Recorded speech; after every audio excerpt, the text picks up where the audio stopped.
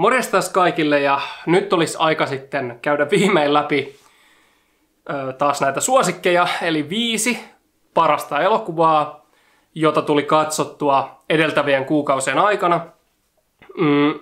Tässä nyt tulee aika pitkältä ajalta, lähdetään kesästä ja tullaan tähän hetkeen. No, nythän on talviaikakin vaihtunut, joten ehkä siinä mielessä kesä on ihan paikallaan palauttaa taas mieleen. Joo, olipa pakotettu heitto, mutta tää on semmonen video, jota mä tiedän, että te olette odottaneet, tai no ainakin te, jotka tämän videon aina avaatte ja katsotte näitä suosikkeja.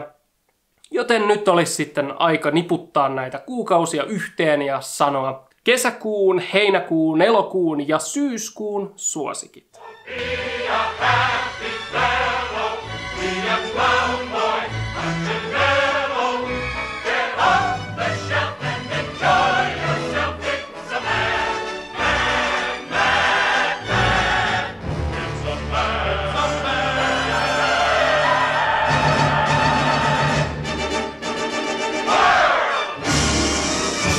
It's a Mad, Mad, Mad, Mad World, eli Stanley Kramerin ohjaama elokuva vuodelta 1963. Elokuva kertoo auto-onnettomuudessa kuolleesta miljonääristä, joka jättää jälkeensä massiivisen omaisuuden, ja tänne onnettomuuspaikalle sattumalta eksyneet satunnaiset henkilöt saavat kuulla tämän kuolevan miljonäärin viimeiset vihjeet hänen jättämästään rahakätköstä. Ja pian he ovat kaikki toistensa kintereillä, toistensa kimpussa, kurkussa kiinni, yrittämässä kukin ehtiä ensimmäisenä ajoissa sinne aarteen luokse ja ylipäänsä selviytymään näistä hänen antamistaan vihjeistä. Kaikki hahmot ottavat siis kilpajuoksun aikaa ja toisiaan vastaan, ja heitä vastassa on myös Spencer Tracyn esittämä eläköitymisikää lähellä oleva poliisi, joka haluaa nalkkia nämä aarteen perässä olevat pyrkyrit. Ja käytännössä hän vain nauttii tästä heidän aiheuttamastaan showsta ja kaauksesta, mitä he aiheuttavat tätä saalista etsiessään, toisiaan nitistäessään. Hän tietää tasan tarkkaan, missä he liikkuvat, minne he suuntaavat, ja ikään kuin kaikki tapahtuu vain tämmöisenä seuramisprosessina. Ja tämä on tällainen crazy komedia, hyvin omintakeinen sellainen. Kaikki tavallaan ylitse pursua ja massiivisesti paisuu sellaiseksi älyttömäksi kaaokseksi. Se, mikä määrä lavasteita menee tässä rikki ja mikä määrä niin kuin, kaikkia kaaosta ja koheltamista tapahtuu ja miten se yltyy ja menee koko ajan hurjemmaksi ja niin kuin hassummaksi ja hupaisammaksi ja semmoiseksi hullunkurisemmaksi, niin koko tämän leffan luonne mun mielestä niin kuin rakentuu siihen. Ja vastapainonhan tälle toimii tämän elokuvan aika hitaasti etenevä alkupuoli, jossa on aika vähän itse asiassa tällaista koheltamista. Mutta sitten kun nämä lähtee liikkeelle, niin sitten tämä leffa lähtee niinku kunnolla käyntiin ja voi mennä jopa oman makuun pikkasen epätasapainoon osittain toi komediallinen aspekti ja sitten tämä niinku hitaasti lämpenevä niinku seikkailukertomuksen alkujuonne. Mutta tietyistä ylilyönneistä ja sellaista toistavuudestaan huolimatta tämä on todella viihdyttävä elokuva ja erityisesti tämän elokuvan viimeinen neljännes on aivan täyttä timanttia. Aivan miellyttävän luovaa, omaperäistä, hauskaa elokuvakerrontaa ja yllättävää ja sillä tavalla nokkelaa. Tämä näyttelijäkaarti on myös tosi hyvä. Tätähän sanotaan, että tässä on yksi kaikkien aikojen näyttelijäkokoonpanoista nimenomaan tämmöisen tuon ajan komedia-sukupolven myötä, ketä kaikkia tässä oikein on. Ja tietysti tässä on tämä Spencer Tracy esittämässä tätä poliisipäällikköä, joka jäi vahvinten itselle mieleen. Tämä on nätisti kuvattu elokuva. Tässä on aivan massiivisia laajakuvia, mitkä oikeasti taustottaa ja näyttää hienosti, avartaa tätä tilannetta ja tätä tilaa. Tämä leffa hienosti hyödyntää mun mielestä niin kuin tätä aukeuttaan. Elokuva on nimensä mukaisesti hyvin hullu maailma. Tämä kertoo hullusta maailmasta, hulluista ihmisistä kohti hullua päämääränsä. Mutta silti nämä on jollakin tavalla sympaattisia ja samaistuttavia tästä koheltamisesta huolimatta. Kai me jollakin tavalla päästään sitten sisälle siihen, että millaista on päästä tällaiseen seikkailuhenkiseen aarrejahtiin.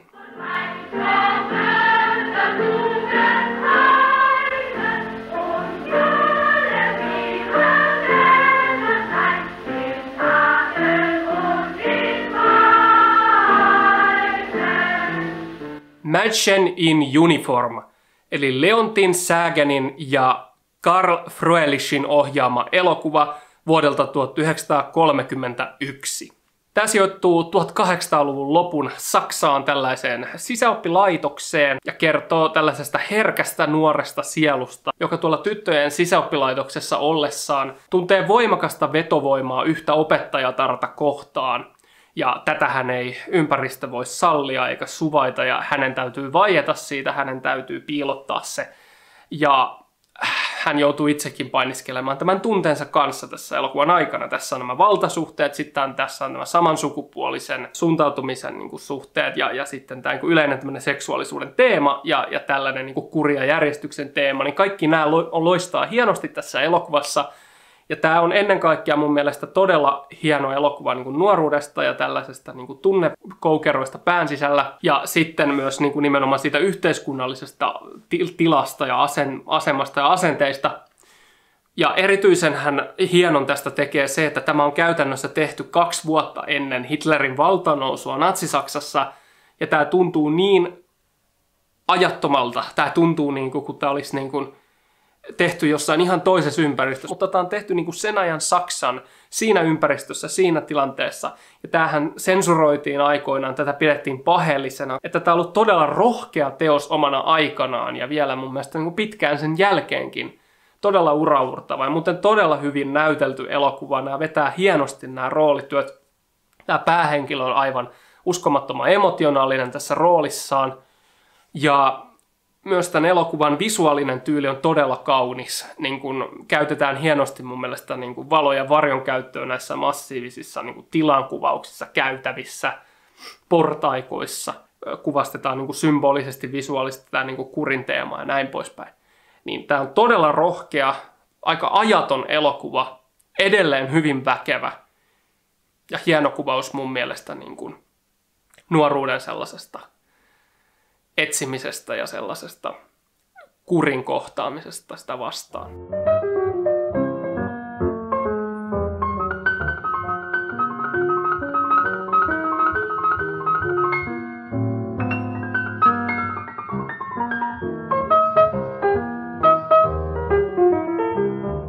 The Hustler, eli Robert Rossenin ohjaama elokuva vuodelta 1961. Elokuva kertoo Fast Eddie Felsonista, eli tällaisesta biljardihaista, joka huijaa paikallisia biljardin pelaajia esittäen olevansa vähän kehnompi pelaaja, mutta sitten pelin edetessä korjaakin hullut voitot potin itselleen. Ja hänenhän täytyy aina livistä, hänen täytyy vaihtaa kaupunkia.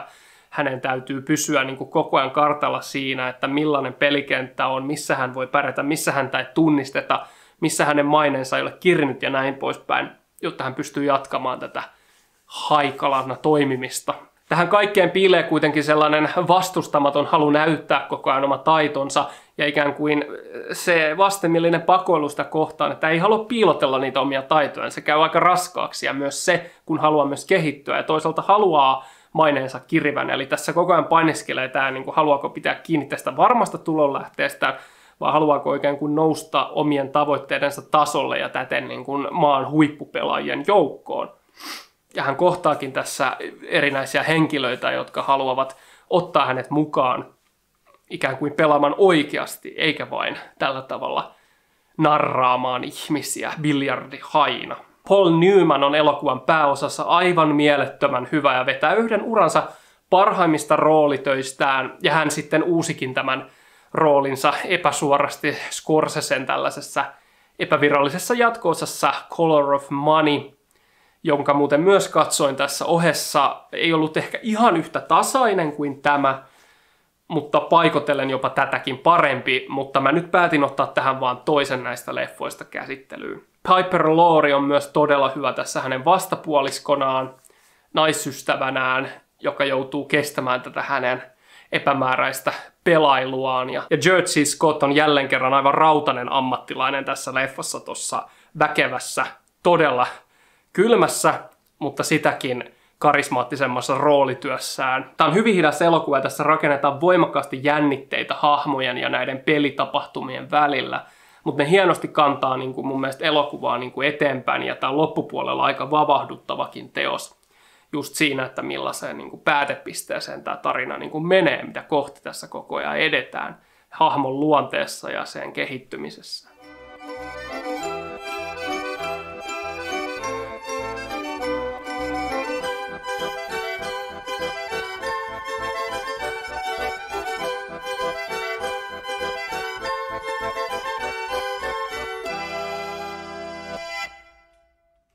Amélie, eli Jean-Pierre Jeunetin ohjaama elokuva vuodelta 2001. Elokuva kertoo ujosta, ilkikurisesta, mutta pohjimmiltaan hyväsydämisestä Amélie-naisesta, joka haluaa muuttaa ihmisten elämää tällaisilla pienillä arjen lahjoilla tai kepposilla, riippuen siitä, miten he hänen mielestään ansaitsevat tulla kohdatuksi. Amélie työskentelee parisilaisessa kahvilassa, ja sielläkin yrittää vaikuttaa asiakkaidensa ja työkavereidensa elämään, mutta erityisesti vapaa-ajalla hänen luovuutensa lähtee kukkimaan. On sitten kyse hänen naapureistaan, on sitten kyse ilkeämielisestä torikauppiasta tai hänen omasta isästään ja hänen fiksaatiostaan puutarhatonttuihin. Niin kaikki tässä lähtee laukalle ja mielikuvitus lähtee valloilleen, kun Amélie lähtee leikkimään ja Pariisi lähtee tanssimaan hänen pillinsä mukaan. Kaikki kuitenkin muuttuu, kun hän ihastuu tällaiseen nuoreen mieheen ja alkaa kehittää fantasioita tätä kohtaan ja miettimään omalla omintakeisilla tavoillaan, miten hän voisi saada tämän henkilön itselleen. Voisiko heillä löytyä yhteinen sävel? Amélie on ihastuttava elokuva, se on jopa moderni klassikko ja tätä pidetäänkin sellaisena niin kuin ylitsevuotavana ja pursuavana teoksena, jota jotkut vihaa ja jotkut rakastaa.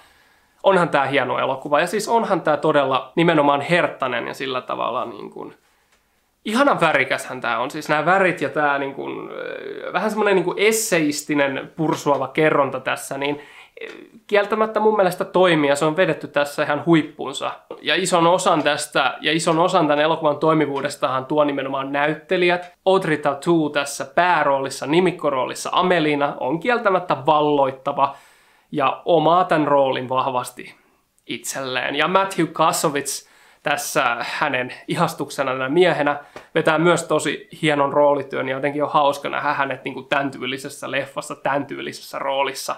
Amélie-leffassa on pienet oikkunsa mun makuun, mutta se ei estä tätä olemasta silti aivan hersyvän valloittava teos monellakin mittapuulla ja monestakin väripaletista veistettynä.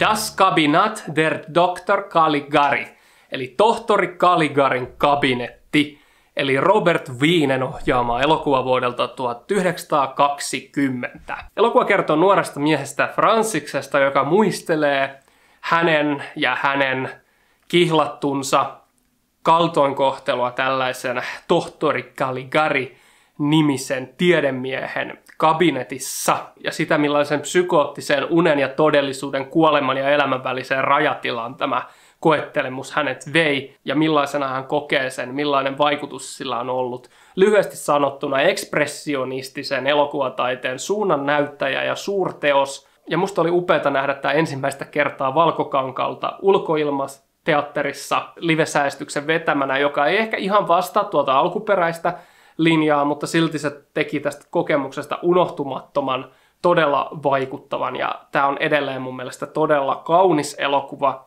tällaisessa omassa surrealistisessa ekspressionistisessa tyylissään, mikä todella koettelee mun mielestä ton ajan elokuvataiteen rajoja jatkuvasti ja löytää koko ajan itsensä niin kuin tällaisesta kokeellisesta vimmasta. Mutta tästä ei tule millään tavalla sellaista niin kuin kikkailua, gimikkiä, vaan tämä pysyy mun mielestä niin kuin lestissään, keskittyy tähän tarinaan, keskittyy näihin hahmoihin. Ja se, miten tässä kuvataan vaikka Caligarin kasvoja, niin on todella vaikuttavia ja unohtumattomia kuvia edelleen, miten niin kuin varjolla leikitään ja saadaan sillä tavalla sitä pahenteista tunnelmaa. Tämä on edelleen tosi ajaton elokuva ja mun mielestä aidosti myös aika hyytävä, että tämän kauhun tehovoima ei ole sinänsä niin kuin hälvennyt näiden vuosikymmenten, vuosisatojen saatossa. Että tämä on edelleen mun mielestä todella vavisuttava ja henkilökohtaisesti esimerkiksi paljon sillä tavalla ajattomampi kuin vaikkapa Nosferatu Murneen-leffa niin kuin pari vuotta myöhemmin. Että tämä on niin kuin mun mielestä puhdasta elokuvataidetta, niin kuin omimmillaan harkittuja kuvia, hillittyä kerrontaa, mutta myös sellaista niin kuin leikittelyä ja sellaista niin kuin kuumeunta.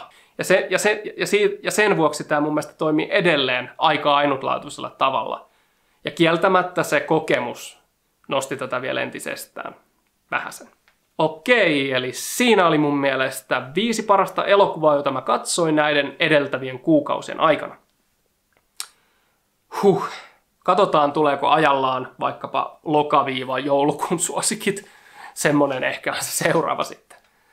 Tai sit mä muutan tätä formaattia silleen, että vaan 3 leffaa per kuukausi, niin sit mä saattaisin saada joka kuukaudelta vaikka videon. Se olisi niin kuin ehkä ideaali, mutta en tiedä.